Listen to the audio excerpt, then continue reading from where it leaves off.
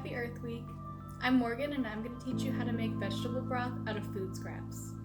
I like to make my own veggie broth because it's simple, it saves money, and it makes use of the food scraps that we typically just throw out. To make the broth, you'll need a gallon bag full of veggie scraps, like this.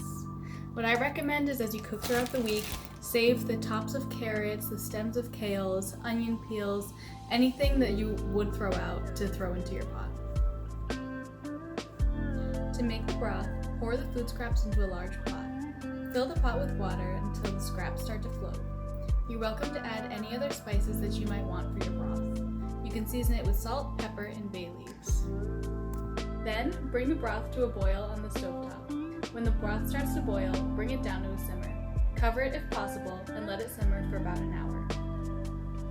Allow the veggie broth to cool completely and you can keep it in your fridge for up to 4 days or freeze it for up to 6 months.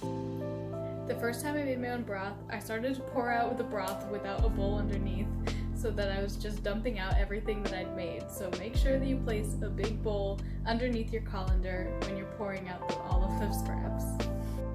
And that's it, homemade veggie broth. Hope you guys enjoy. Happy Earth Week!